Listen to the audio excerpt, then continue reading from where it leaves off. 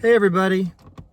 I guess one of the biggest questions that gets asked when it comes to bipolar disorder, and specifically bipolar 1, is what is mania like? Or what is a manic episode like?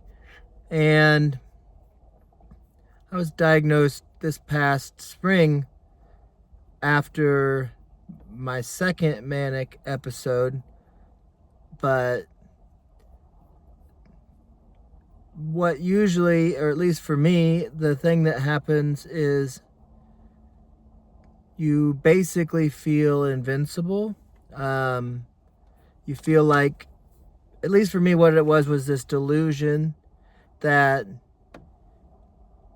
when they say delusions of grandeur, and that some people can think, you basically, I thought you was in some kind of connection with God, which gets kind of confusing because if you're a religious person and devout, there is this part where you are connected, or that's what you're searching for.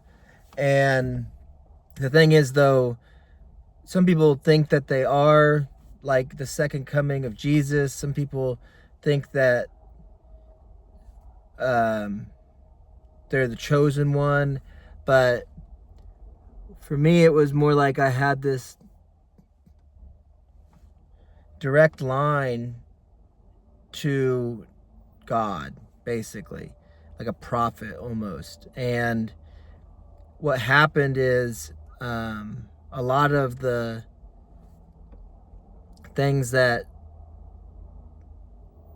come with like the modern technology, meaning like I was in this mode where I felt like the universe was putting things in front of me for a reason for me to see, and that I was finally in tune with the universe enough that I was picking up on them, and that the reason that I knew all this stuff was because of my direct line with the heavens. But it's really got strange. It gets kind of mixed up, and it almost since I've got diagnosed and been on medication and had to go, with the therapy, and had to go into be hospitalized a couple times. What you realize is it's hard to separate some things, because it's like you think that every song on the radio is about your situation, like you identify with, or every song on your playlist. But the thing is, some of the applications on your playlist are tailored towards your preferences, and so you're not far off. But in one way, is like it's cool technology, that this playlist is curated by artists and similarities that you like. And then there's the bipolar delusional, where the universe is sending you these songs in a specific order for you to hear them that way.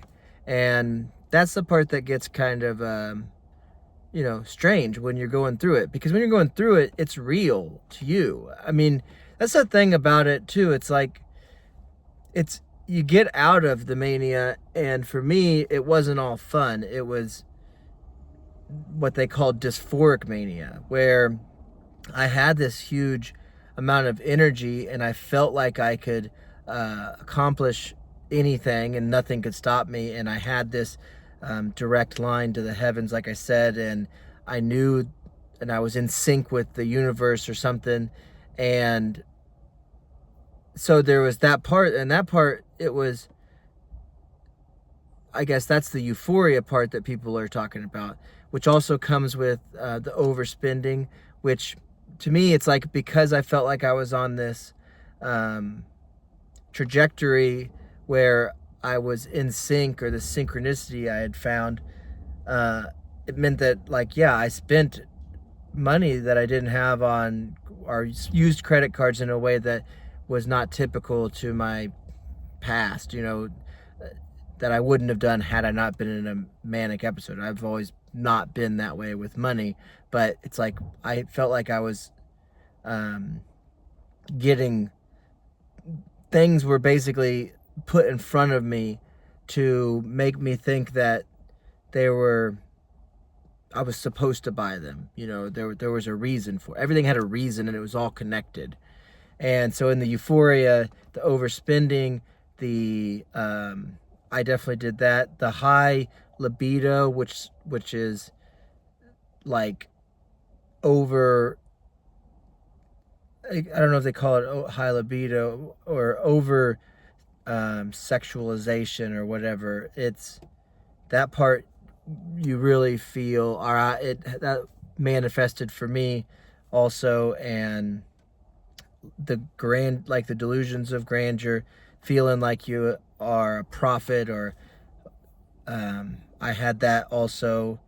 Then there's the part where you have so much energy that you can't sleep. And so what I had put myself through is like I was pushing myself so hard where I was already exercising to try to get myself like for my mindfulness or to become more calm. Like I was doing meditation, all these different things that I was trying to do to calm myself during my manic episode, kind of that people recommend you do, not for mania maybe, but because in mania there's nothing, I don't know without medication what could be done that I didn't try.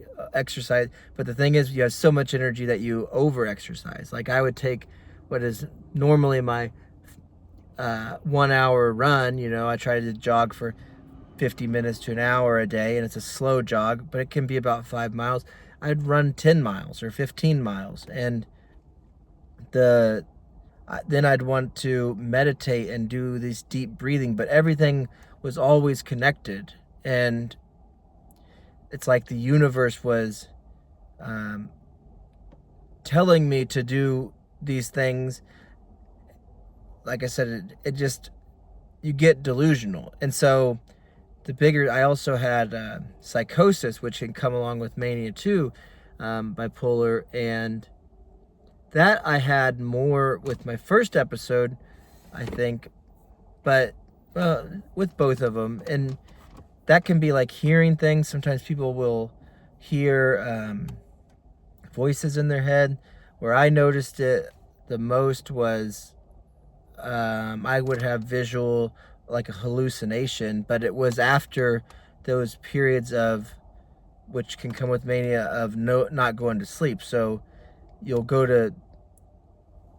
it's like your heart is racing and you can't slow it down, and you have all this energy, and then you have this very high libido. And so if you have a partner or a spouse and they're on a normal way of being, they just want to go to bed, and you just can't calm yourself down, and so you don't go to sleep, and then you have all of these ideas that are running towards your heads about, because now you are in sync with the world, how everything's connected and how you can solve all these problems. And so for me, like frantically, like trying to either explain them or put them out in some sort of creative outlet, like a painting or all this other stuff, and you think that it's all being told to you by the universe. I mean, that's how I felt like it.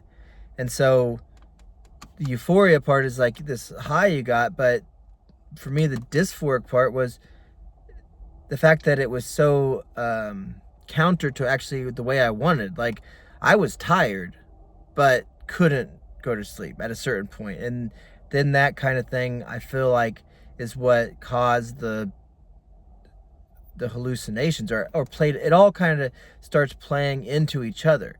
So, and mine lasted for well over a week, into 2 weeks, and then I kind of, from my first manic episode to my second manic episode,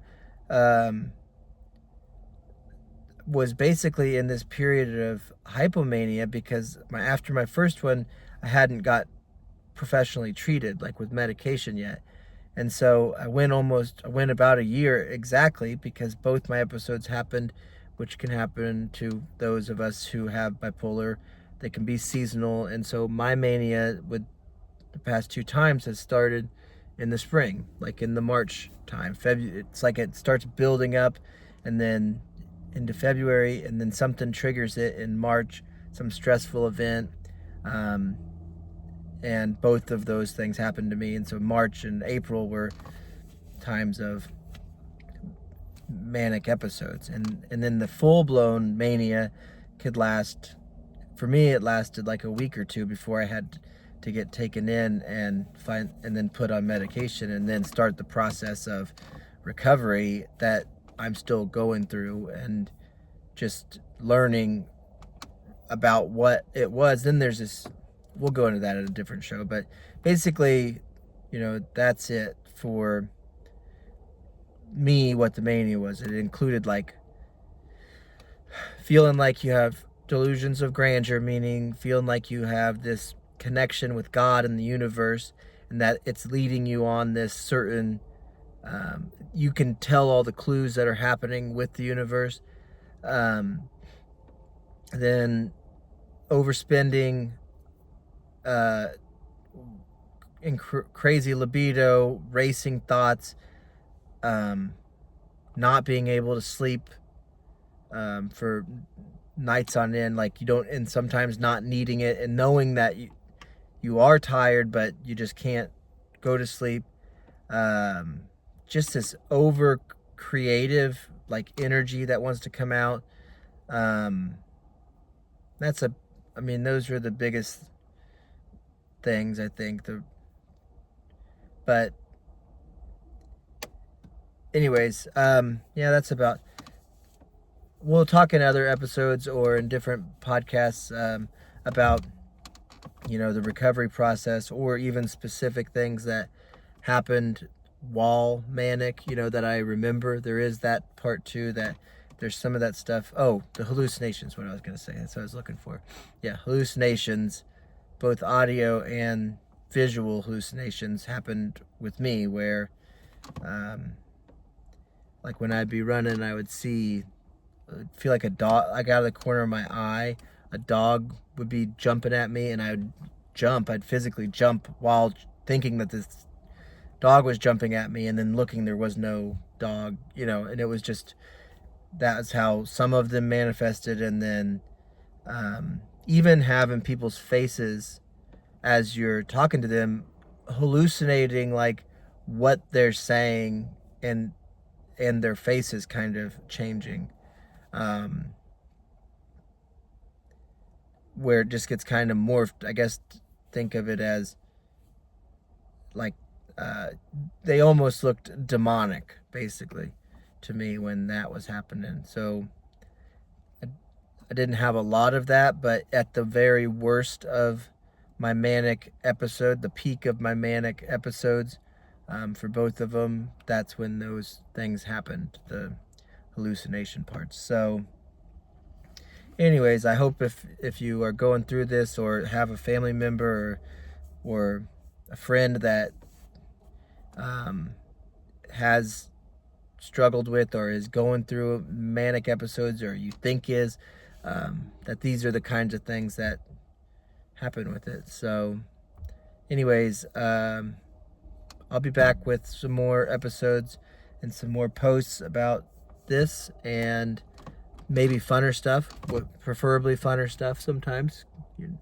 So anyways, thanks for subscribing. Please subscribe to the Touching Tornadoes YouTube, and there's also a corresponding podcast that goes with it.